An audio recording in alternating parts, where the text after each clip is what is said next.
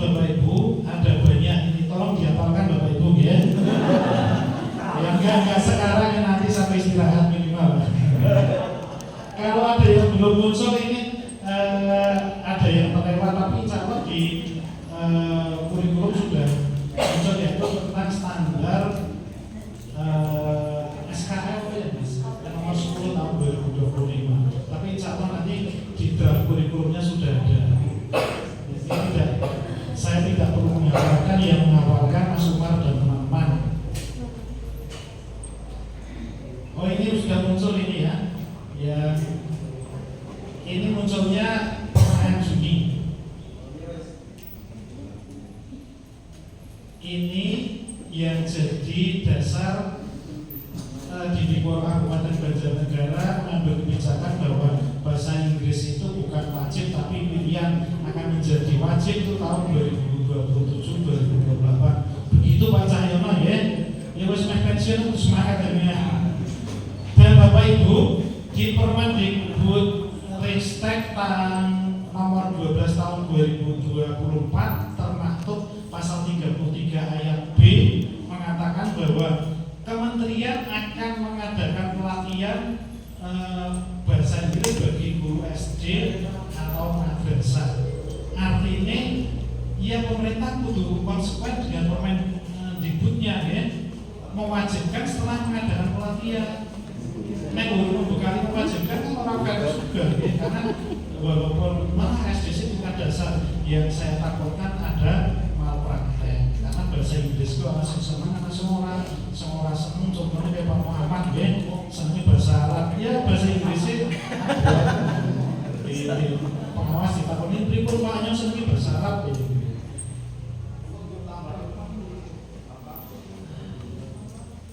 Kita lanjut. Nah ini sudah disampaikan oleh Pak Parto tadi tentang bagaimana dokumen kurikulum itu disusun ya. Jadi harapan kita tahapannya semua dilalui, bukan hanya kepala sekolah, bukan hanya kepala sekolah guru, bukan hanya kepala sekolah guru dan operator, tapi dilalui semuanya. Pengawas memastikan semua satuan pendidikan melakukan rangkaian proses penyusunan KSP. Bapak Ibu pengawas dan penilai, ya. Pengawas dan penilai kedudukannya sama Bu Siti, ya. Di panduan penyusunan kurikulum itu mengamanatkan bahwa pengawas dan penilai itu satu memfasilitasi. Yang pertama adalah refleksi untuk mencari akar masalah, selanjutnya mencarikan rekomendasi. Jadi seperti yang sudah dilaksanakan di lapor pendidikan, tapi kalau ini tidak sebatas lapor pendidikan Bapak Guru, jadi mencari akar masalahnya seperti apa, setelah melakukan refleksi, kemudian solusinya bagaimana. Kemudian yang kedua, memfasilitasi untuk evaluasi karakteristik satuan pendidikan. Bapak Ibu, kegiatan untuk mencari kelebihan kekurangan biasanya kalau kita menggunakan analisis apa Bapak Ibu? SWOT di panduan juga muncul ya, walaupun banyak cara, tapi salah satunya adalah menggunakan analisis SWOT. S kepanjangannya apa? Strength itu kekuatan, B weakness itu kelemahan, O opportunity atau peluang ya. Kemudian T atau tantangan. Ini Bapak Ibu, tantangan sekarang kadang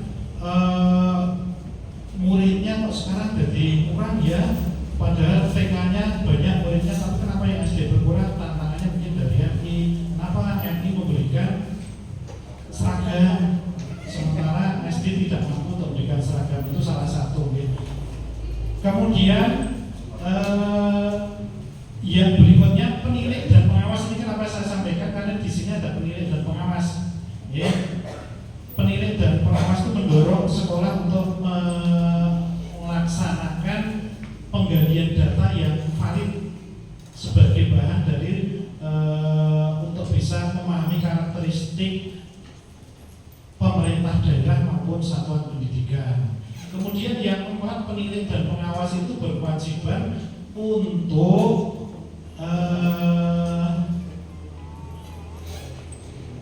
memfasilitasi agar sekolah itu membangun jejaring. Jejaring selama ini biasanya kalau puskesmas, Mbak Titin kalau apa, kalau kodim, garwane nang kodim. Jadi dimulai dari jejaring pribadi, terus nanti buat MOU dengan polsek. Yang banyak belum dilakukan walaupun ada peluang jejaring dengan judi. Padahal judi, Bapak Ibu, kalau kita tahu celahnya itu ada yang namanya CSR.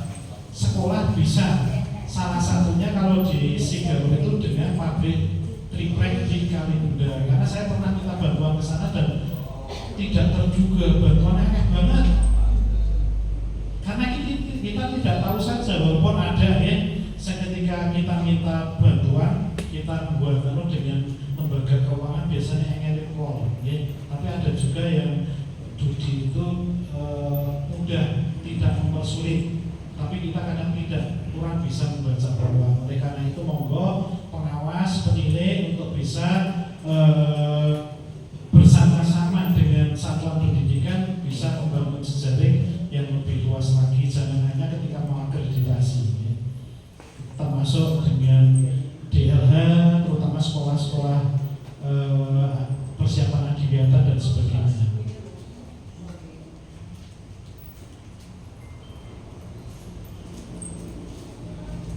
Nah ini Bapak Ibu terkait dengan mekanisme penulisan atau penyusunan dokumen mulai dari halaman depan.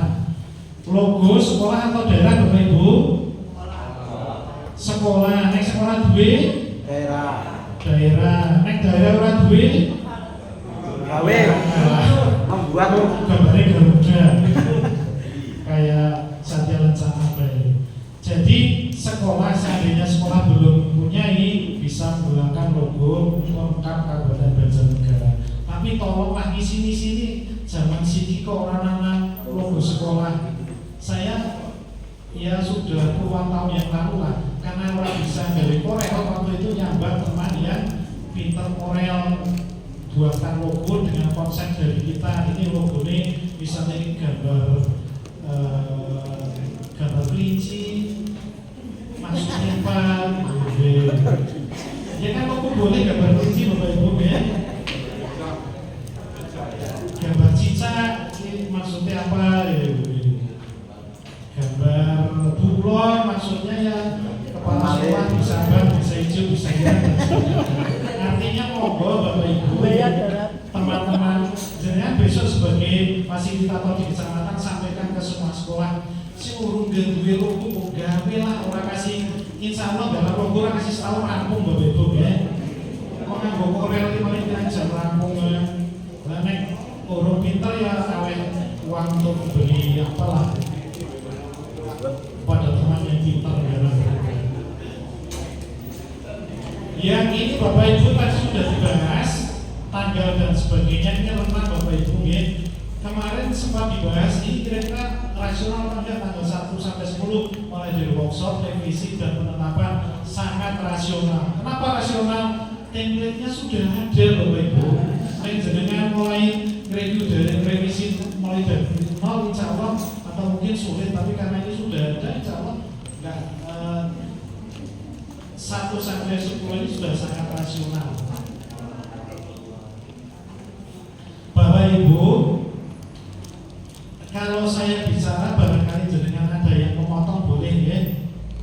Memotong ini Pak Muno gantian saya bicara boleh. Aja takon gitu bukan orang terjawab maksudnya. Biasanya Pak Cahyono tukang takon. Artinya tidak harus ada sesi tanya jawab, tapi ketika ada yang mau dikonfirmasi atau jenengan seperti yang sampaikan Pak Parto tadi, ini ajarannya adalah ajaran sharing, sifatnya sosialisasi, dari manapun bisa menerima masukan. Kenapa? Ini kegiatan dari tim ini hanya beberapa hari karena tunggu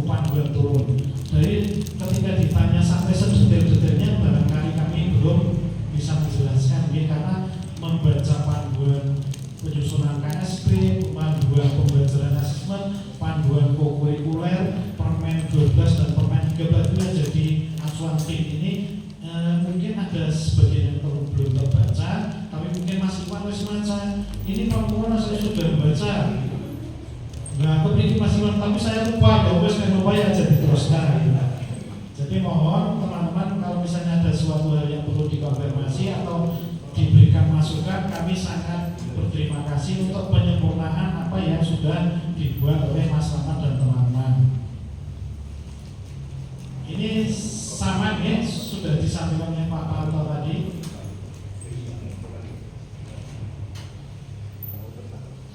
Nah ini Bapak Ibu, kenapa ada hal-hal seperti ini disampaikan? Mencermati apa yang sudah terjadi beberapa tahun yang lalu. Bahkan ada yang sudah sampai kabupaten dikembalikan. Setelah dikembalikan, apa yang terjadi? Orang beli-beli. Kecamatan SD orang beli-beli sama di kecamatan Palmar ya. Ketika ada catatan ini tolong diperbaiki dan sebagainya. Terus bagi yang SD, bagi kantor korwil agak lama Bapak Ibu. Kemudian baru ditelepon ini tolong segera itu yang kemarin karena harus tahu kabupaten sedianya pada rampung. Harapan kita jenengan besok di kecamatan juga seperti itu. Menyampaikan pesan kepada teman-teman di sekolah, karena besok jelas semua sekolah memiliki kegiatan sosialisasi seperti ini. Jadi agar setelah ada catatan revisi untuk segera ditindaklanjuti. Orang suwe ya. Karena kalau saya gini di Pamutan ini, karena saya pengawas di situ sendiri, pertama saya koreksi semua. Kemudian saya berikan catatan. Setelah kembali saya nyambar itu Mas Rasmanto sama Mas Sunadi. Terus Mas Rasmanto hasil catatan itu pengembaliannya dikoreksi dengan ya. Karena kalau koreksi KB ya orang nyendak lah. Ya. Karena pengawas dan korwil itu tugasnya berat banget, terutama yang korwil. Korwil itu tugasnya apa Bapak Ibu? Bagi surat jenengan. Surat. Rapat nak puskesmas, rapat nak kantor camat, kadang rapat di desa pernah, stres beban dan sebagainya. Tugasnya tetap saja orang kaya. Tapi sibuk, gayanya sibuk. Lepas bunyi guyu saya sibuk ini nggak bisa menghadiri undangan pleno. Sibuk apa? Sibuk besar surat. Orang segera bisa kelalen. Jadi Bapak Ibu, apa yang kita catatan di sini bagian dari refleksi tahun-tahun sebelumnya.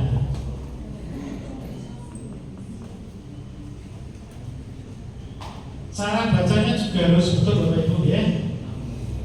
Ini bacanya bukan BAB Bapak Ibu. Jam 1 ya. Karena BAB 1 materi hijau biasanya.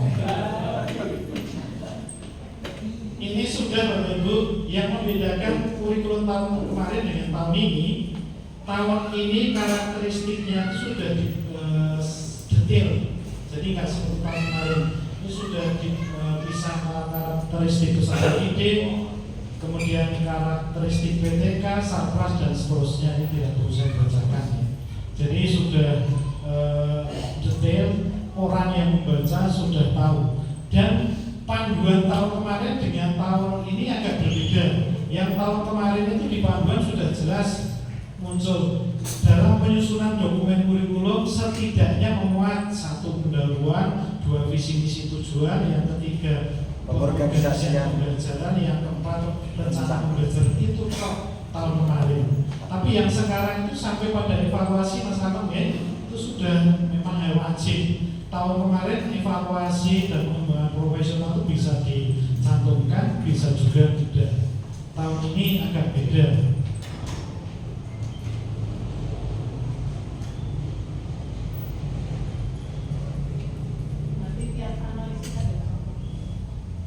Analisis ada contohnya? Lah, jangan tak jawab, mesti senang banget. Ada Bu. Wes, jawab ya. Ada sudah meningkatkan, cuma ya itu kendalanya apa Bapak Ibu? Kendalanya ada keterampilan tapi jadi kendala apa? Merubah warna merah menjadi hitam. Ini keterampilan jadi kendala karena isinya pajak pada. Itu yang tahun kemarin atau tahun sekarang enggak apa. Seorang beda yang saya sekarang.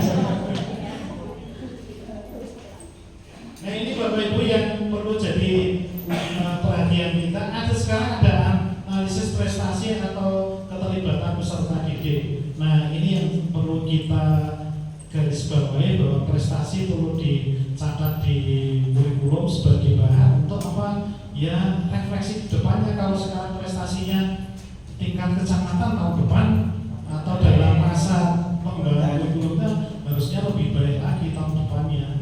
Ini kenapa dibuat seperti ini supaya kondisinya lebih baik. Kemudian yang tidak bisa terlalu berharap seperti yang disampaikan Pak Heri tadi, analisis karakteristik PTK-nya. Karena PTK-nya kok kalau kudunya kan nambah tahun depan. Setelah ada pensiun ternyata kok kalau mesin jadi BB-nya apa? BB nggak boleh sekarang. Maka itu bukan menjadi kewenangan kita lah. Cuma di analisis untuk kita tuliskan. Layanan inklusi ya, sudah jelas di panduan bahwa sekolah negeri, sekolah umum itu jajannya yang bisa diterima anak inklusi itu anak dalam kategori sedang. Kategori berat seperti bisuturi itu tidak bisa harusnya, tapi kan tidak bisa menolak ya. Di kecamatan kami ada Bapak Ibu siswanya bisuturi. Ya kecamatannya ceritanya ada juga, karena nggak bisa menolak. Ya sudahlah adanya kita terima. Komunitas belajar, ya, kombel bisa kombel internal, bisa kombel eksternal. Kalau yang di kurikulum kan yang tekankan adalah kombel yang mandiri, artinya di sekolah itu yang wajib diaktifkan, ya. Karena selama ini agak kurang aktif, maka kepala sekolah sebagai motor penggerak di sekolah wajib untuk bisa menghidupkan kombel di sekolah. Sekolah anak-anak sudah semua Bapak Ibu. Kalau ini orang anak terus milih-milih gue mau sekolah, gue belum memenuhi syarat, nggak boleh. Sekolah ramah anak wajib diimplementasikan oleh semua satuan pendidikan. Sekolah sehat. Nah ini Bapak Ibu, ini ada teman saya dari Pak Genat, saya kemarin baru menyampaikan di rapat awal tahun. Pokoknya sekolah gue kudu bersih, kudu sehat, indah, bisa yang minimal bersih.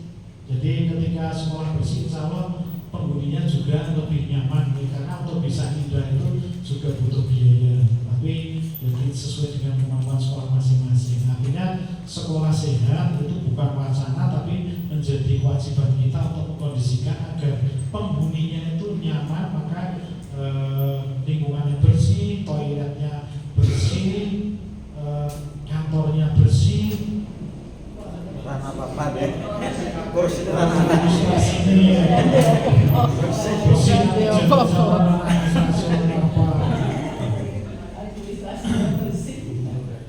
Nah ini Bapak Ibu yang menjadi hal yang baru, branding sekolah. Brand itu apa? Merek lah. Merek sesuatu yang menjadi unggulan sekolah. Jadi ketika kita dulu, zaman dulu, persepsi kita branding sekolah ke sekolah-sekolah top lah.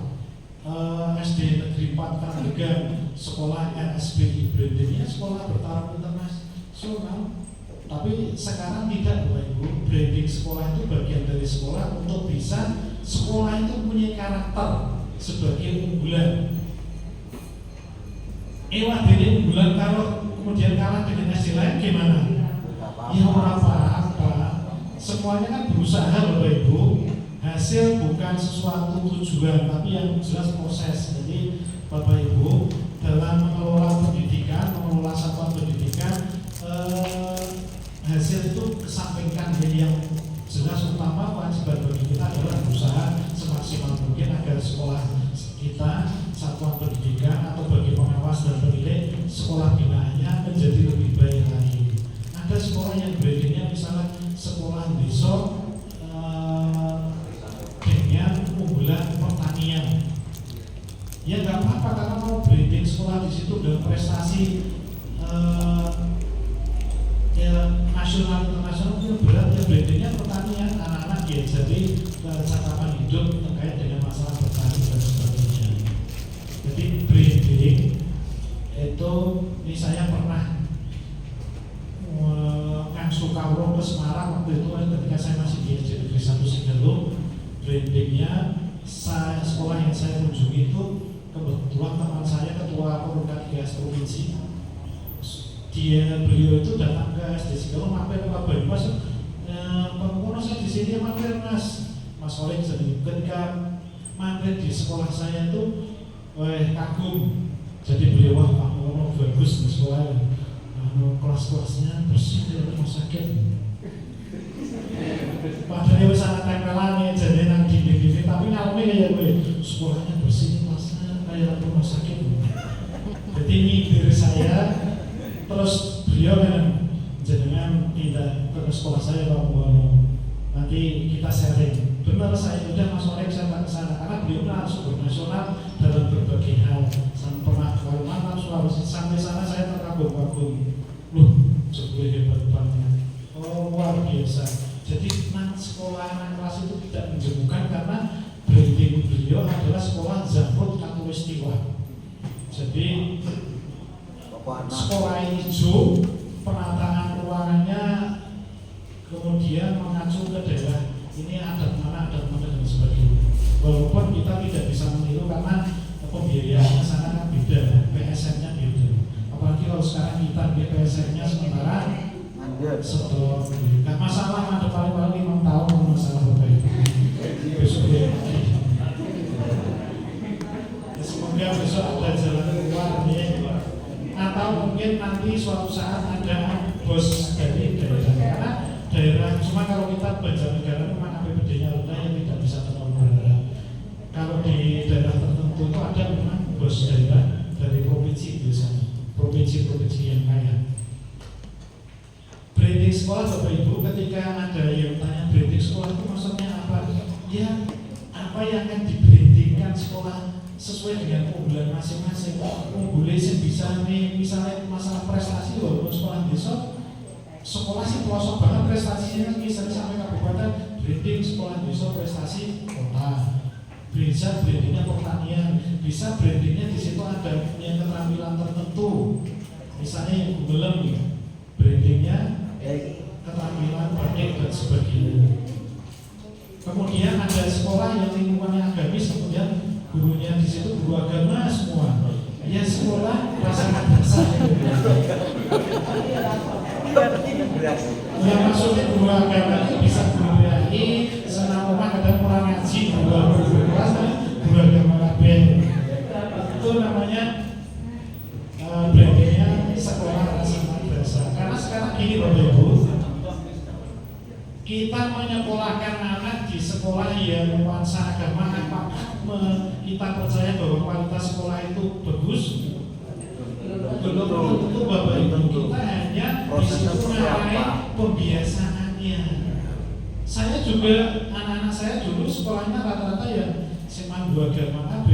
Bukan saya tahu kualitasnya lebih baik dari sekolah saya, enggak Bapak Ibu, tapi saya percaya di situ ada pembiasaan. Jadi kita kadang kalah dengan MI karena orang tua itu kadang-kadang ngaji itu Bapak Ibu. Maka sekolah negeri ada yang nuansa MI seperti yang saya sampaikan tempat studi banding saya di Semarang dulu.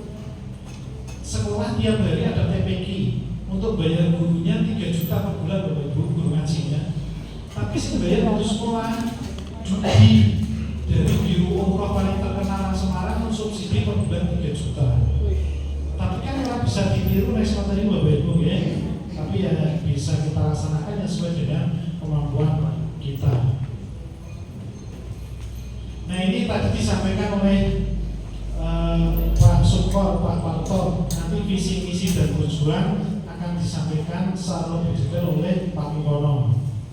Jadi saya tidak akan menyampaikan secara detail, tapi saya akan menyampaikan hal yang baru yang jenengan mungkin kurang, misalnya baca panduan kurang cepat. Di sini Bapak Ibu, tujuan pendidikan, tujuan sekolah Bapak Ibu, kalau selama ini, kalau visi, saya yakin jenengan harus orang perlu kuyai ya. Kenapa orang perlu kuyai wis anak? Paling gulani lah.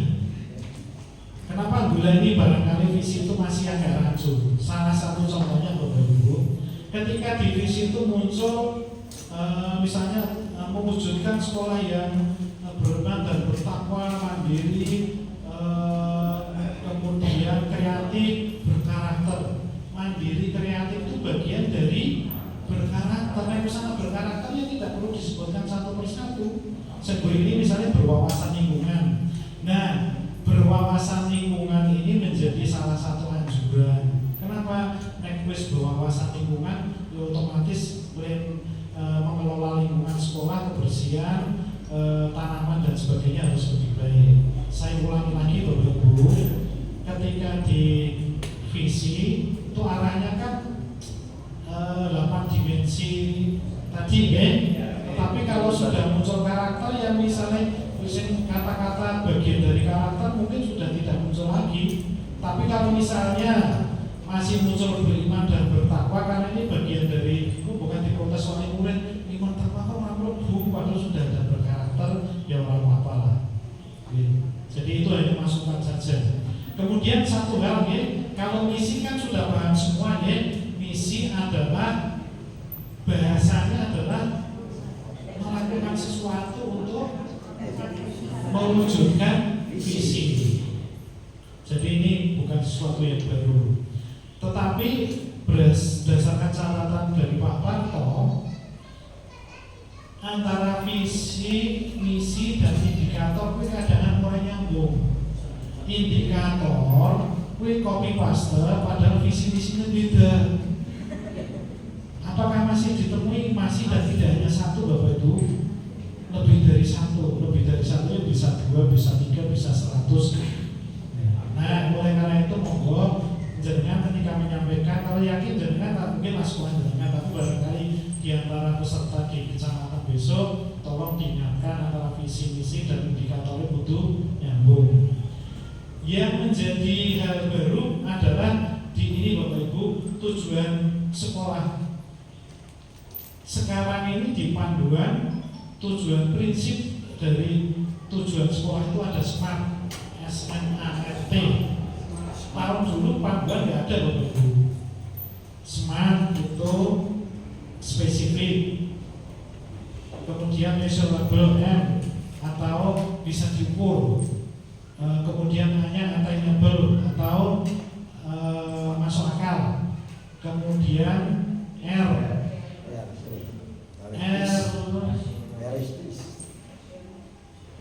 apa ya namanya?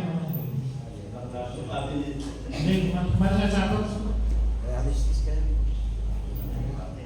nyata. Oh alah, gampang jadi kalian relevan. Jelas lah ini sudah kita pahami bareng. Yang terakhir T-nya Bapak Ibu itu yang tahun kemarin nggak ada, tahun dulu juga ada typo. Artinya ada batas waktunya.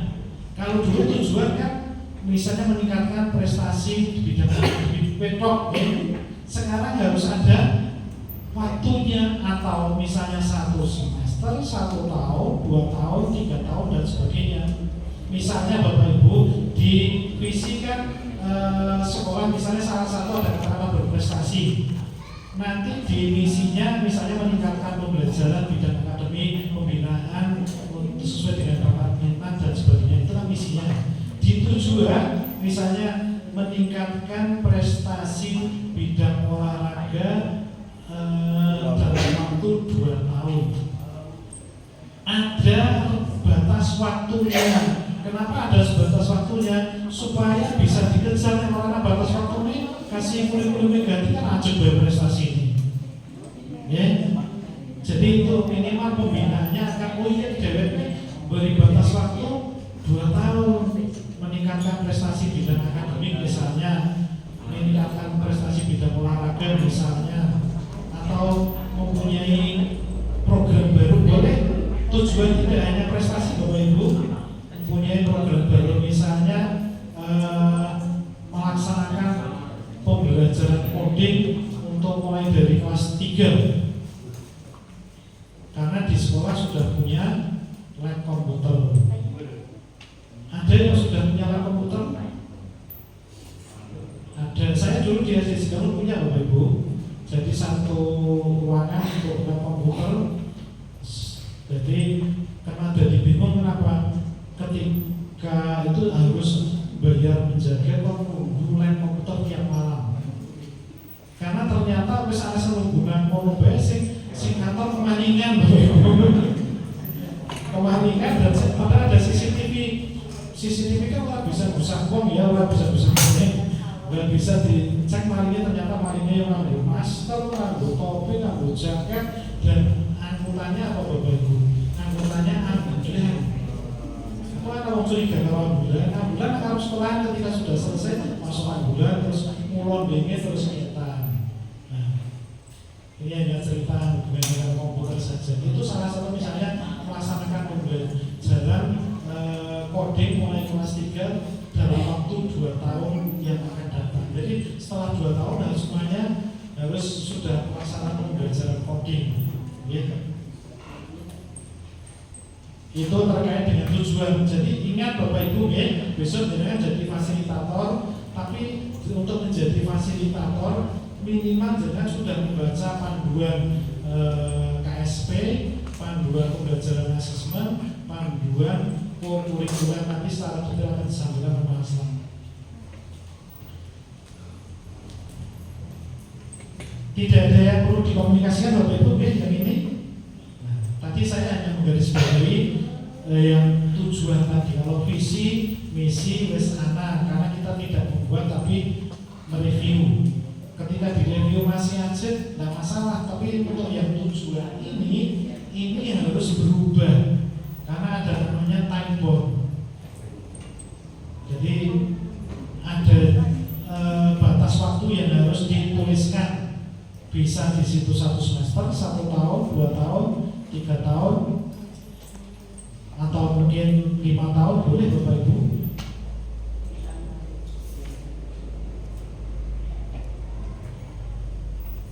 Kemudian masuk ke bab 4. Cermati konsep intrakurikuler, kokurikuler, dan ekstrakurikuler serta aktualisasi budaya.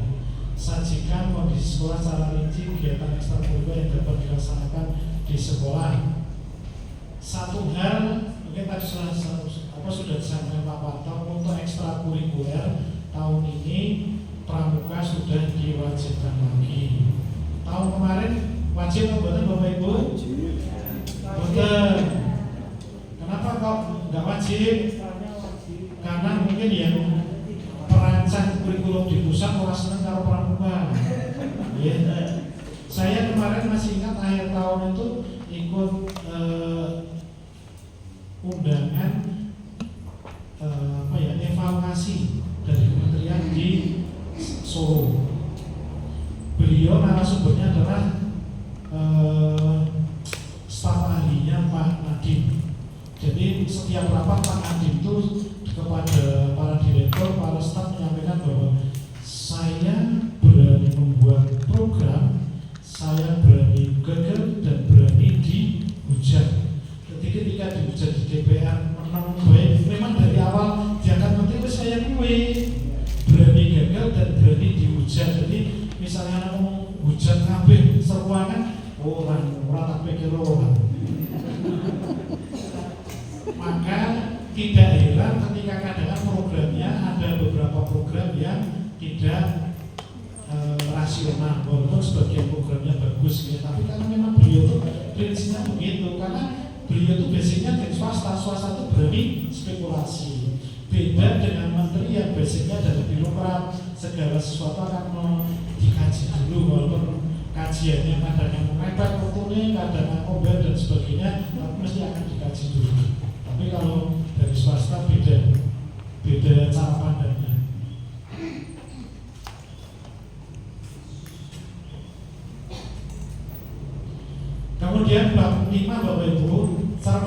konsep perencanaan pembelajaran dan asesmen pada draft KSP, lakukan edit dan perbaikan. Jadi perencanaan pembelajaran nanti akan disampaikan Mas Slamet, tapi yang perlu saya sampaikan bahwa perencanaan pembelajaran itu ada, saya sampaikan sekilas ada dua, perencanaan pembelajaran bagi satuan pendidikan dan perencanaan pembelajaran bagi guru. Satuan pendidikan perencanaan pembelajaran apa Bapak Ibu? Nah, CP-ATP, jadi bagaimana memanage CP itu menjadi TP dan ATP yang rasional. Maka dari Pak Parto itu menghimbau semua kecamatan harus merevisi ATP. Kemarin kan sudah membuat ada semua kecamatan ya, yang sudah buat tolong ATP-nya direvisi karena ada perubahan sedikit. Tadi kalau Pak Parto sarannya disandingkan antara CP lama dan CP yang baru, ternyata tidak terlalu banyak berubah. Maka tolong monggo untuk bisa dicermati ATP-nya, ATP yang sudah ada direvisi lagi, sesuaikan dengan CP yang terbaru. Karena ada katanya agak ringkas sekali walaupun perubahannya tidak terlalu banyak.